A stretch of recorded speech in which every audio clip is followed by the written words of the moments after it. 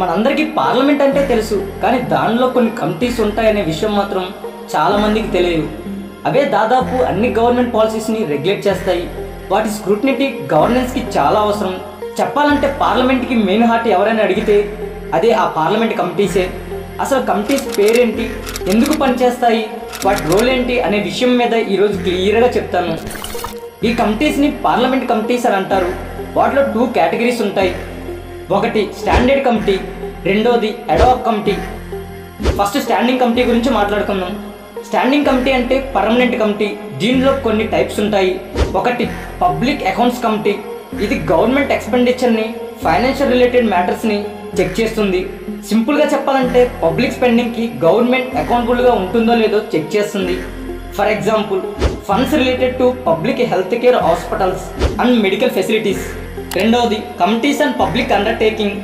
ఇదేం చేస్తుందంటే public assets ఎఫిషియెంట్గా government manage చేస్తుందో లేదో చూస్తుంది. ఇదే కమిటీ పబ్లిక్ సెక్టర్ ఎంటర్ప్రైజెస్ పర్ఫార్మెన్స్ని ఎలా ఉన్నాయి అని ఎవాల్యుయేట్ చేస్తుంది. మూడో కమిటీ కమిటీస్ ఆన్ ఫైనాన్స్. ఇది కూడా ఫైనాన్షియల్ మ్యాటర్స్ని స్క్రూటనైజ్ చేస్తుంది. ఫర్ ఎగ్జాంపుల్, బడ్జెట్ అలొకేషన్ని రివ్యూ చేస్తుంది, ఫిస్కల్ పాలసీస్ని, టాక్సేషన్ని మానిటర్ చేస్తుంటుంది. ఇంకా ఉన్నాయి, అవి మీకు అవసరం లేదు, బట్ చెప్తాను.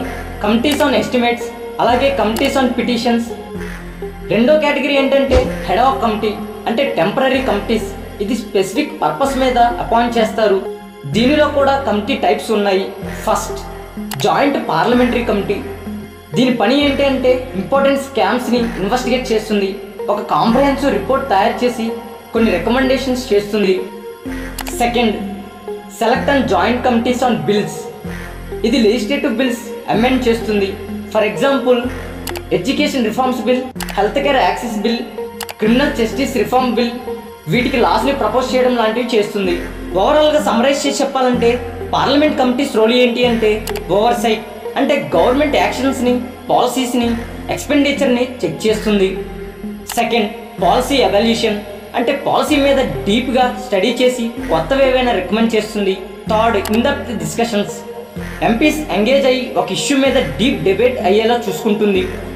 ఫోర్త్, ఎక్స్పర్టైజ్, అంటే ఎంపీస్కి దేనిలో ఒక దానిలో స్పెషలిస్ట్ అయి ఉంటారు. సో వాళ్ళకు ఉన్న నాలెడ్జ్తో లాస్ని ఇంప్రూవ్ అవ్వడానికి ఎంకరేజ్ చేస్తారు. Fifth, connect with government. ఈ కమిటీస్ ఇంకా ఏం చేస్తాయంటే ఎంపీస్ అందరూ గవర్నమెంట్తో కనెక్ట్ అయ్యే విధంగా చూసుకుంటారు. దీని ద్వారా కోఆర్డినేషన్ పెరిగేలా చూసుకుంటుంది.